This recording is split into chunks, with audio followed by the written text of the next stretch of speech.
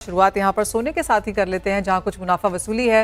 राजेश जी, कैसे देखते हैं आप? अब प्राइसेस वॉलेटाइल जरूर है लेकिन अब एक रेंज में फंसता हुआ नजर आया है, कुछ कंसोलिडेशन है और माना यह जाता है कि जब सोने के प्राइसेस में थोड़ा सा ठहराव आए तो खरीदारी लौटती है। क्या वो हम इस वक्त होता हुआ देख रहे हैं? बिल्कुल, आपने देखा होगा करीब एक महीने से इस तरह से ही हो रहा है। प्रॉफिट बुकिंग होता है, फिर थोड़ा सा रेट ऊपर आ जाते हैं और फिर थोड़ा सा ठहरा। बिल्कुल आपने सही कहा कि अभी जो रेट है वो $3200 से $3350 के आसपास बिल्कुल घूम रहे हैं। इस वजह से अभी मार्केट में भी एक स्टेबिलिटी आ गई है और लोगों ने इसे एक्सेप्ट कर लिया इस रेट को। और मुझे लगता है अभी इस एक्सेप्टेंसी वाले रेट के कारण ग्राहक बाहर निकल रहे हैं और ग्राहक की अच्छी खासी खरीदारी कर रहे हैं अभी। इस साल में भी फर्स्ट हाफ जिस तरह से बीत रहा है, आप कहेंगे सेकेंड हाफ बेहतर होगा? इस बार बिल्कुल ज्यादा आशा है हमारे सेकंड हाफ से, क्योंकि फर्स्ट हाफ में क्या हुआ था, एकदम से गोल्ड रेट बढ़ जाने के कारण काफी लोग रुक गए थे। वो तो अच्छा हुआ था कि पिछले फर्स्ट हाफ में हमारे पास दो बड़े त्योहार निकल आए थे, एक तो गुड़ी पाड़वा और उस अक्षय तृतीया। इस वजह से सेल थोड़ा सा एडजस्ट हो चुका था।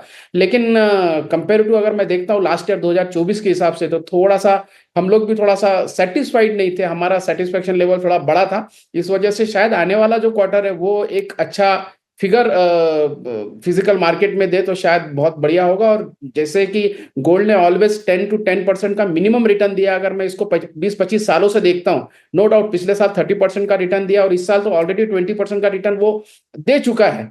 तो कहीं ना कहीं गोल्ड के प्रति जो अट्रैक्शन है वो 100% है लोगों का। लोग एक ऐसे ठहराव की राह देख रहे थे कि रेट एक बार फिक्स हो जाए, कि नहीं ये रेंज बाउंड फिक्स हो जाए जिसके साथ वो खरीदारी करना शुरू करें।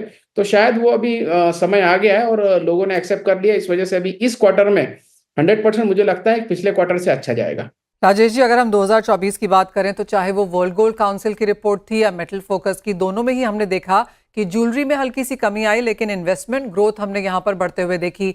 इस साल में क्या वो बैलेंस फिर से टर्न अराउंड होता हुआ देखते हैं, या आपको लगता है जहां पर अब सोने के प्राइसेस हैं इन्वेस्टमेंट डिमांड स्ट्रांग रहेगी? देखिए, इन्वेस्टमेंट और यूज दोनों चीजें इंडियन कंज्यूमर पसंद करता है। पहले लोग केवल और केवल गोल्ड को एज ए इन्वेस्टमेंट ही सोचता था, बट जब से लोगों को हॉलमार्किंग और ये सब चीजें, ट्रांसपेरेंसी इस इंडस्ट्री में बहुत ज्यादा बढ़ गई है, इस वजह से अभी ज्वेलरी की तरफ काफी जबरदस्त तरीके से लोगों का अट्रैक्शन बढ़ा है। हम लोग देखते हैं जब कभी भी बड़ा मुहूर्त होता है या कभी कोई ऐसा बड़ा दिन होता है, उस दिन हमारी ज्वेलरी ही ज्यादा बिकती है। इन्वेस्टमेंट तो ठीक है, एक उन्हें एक बेनिफिट मिल जाता है कि उसी बहाने इन्वेस्ट भी हो जाता है करके। तो नो डाउट ज्वेलरी में बहुत ज्यादा हम लोग अभी भी मतलब सोच रहे हैं कि अच्छा खासा बिजनेस मिलेगा। और ये कस्टमर के ओवरऑल, जब कस्टमर हमारे यहाँ आते हैं तो हमारे पास अगर 100 कस्टमर आते हैं तो हमारे पास बुलियन खरीदने वाले या सिर्फ इन्वेस्टमेंट ये सोचने के लिए 5 कस्टमर होते हैं, लेकिन 95 कस्टमर हमारे पास आज भी ज्वेलरी के लिए ही आते हैं। इस वजह से आने वाले दिनों में ज्वेलरी ही बिकेगी और ज्वेलरी ही लोग पसंद करेंगे, ऐसा मुझे लगता है। अब राजेश जी, एक और कॉन्वर्सेशन जो बाजार में काफी जोर शोर से है वो ये कि पिछले एक साल में, और ये शायद आपने ही कहा था कि पिछले एक साल में जिस तरह से लोगों की सैलरीज बढ़ी हैं और जिस तरह से सोने के प्राइसेस बढ़े हैं उसमें बहुत ज्यादा अंतर यहाँ पर है। उसका इम्पैक्ट हम वेटेजेस कैरेटेजेस पे आता हुआ देखेंगे। क्या उसका कोई कैलकुलेशन है कि किस तरह का इम्पैक्ट वो होगा? हाँ, देखिए, सभी लोगों ने अपने अपने हिसाब से एडजस्ट कर लिया। इंडियन मतलब ये समझो, पब्लिक बहुत ही होशियार पब्लिक है, पूरे वर्ल्ड की सबसे ज्यादा एडजस्ट करने वाली पब्लिक है।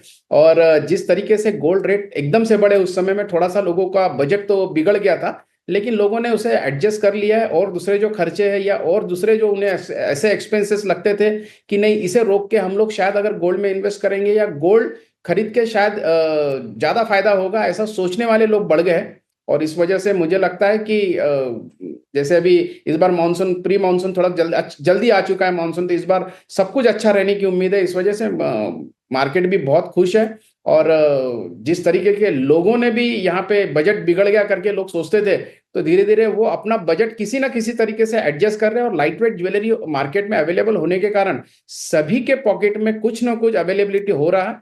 और विशेष तौर पे एक जो नया सेगमेंट था जेंजी, वो इसके तरफ बहुत ज्यादा अट्रैक्ट हुआ है। जो नॉर्मली इस हमारे कम्युनिटी के तरफ या हमारे इंडस्ट्री के तरफ नहीं आते थे, लेकिन अभी वो भी बहुत ज्यादा अट्रैक्ट होने के कारण मार्केट में काफी अच्छी खासी पॉजिटिविटी है। एक फाइनल सवाल राजेश जी, अब यहाँ से आपको गोल्ड के प्राइसेस कैसे नजर आते हैं? इस साल के अंत तक, इस दिवाली तक क्या रेंज बनती हुई आप देखेंगे? देखिए, मैं मतलब एक यूएस के बड़े ऑथर है, आपको भी पता है, रॉबर्ट कियोसाकी, जिन्होंने ऑलरेडी ये कहा है कि गोल्ड ने जिस तरीके से आने वाले दिनों में पिछला रिकॉर्ड दिया, आने वाले दिनों में उनका तो रिकॉर्ड बहुत ही ज्यादा 8 लाख रुपए वगैरह रेट वो कोट कर रहे हैं। मुझे तो बहुत ज्यादा आश्चर्य लगता है जब वो रेट ऐसा बोलते हैं, लेकिन आप देखेंगे 8 से 10% का एवरी ईयर मिनिमम गोल्ड ने अप्रिसिएशन दिया है, और जिस तरीके से ऑलरेडी 20% का अप्रिसिएशन ऑलरेडी इस साल ही मिल चुका है, मुझे तो लगता है कि ये $3500 के ऊपर ही और $4000 के आसपास ही इस साल के आखिरी तक के दिख सकता है, ऐसा मुझे लगता है। राजेश जी, बहुत शुक्रिया साथ जोड़ने के लिए। प्राइसेस पर और इंडियन मेंटालिटी पर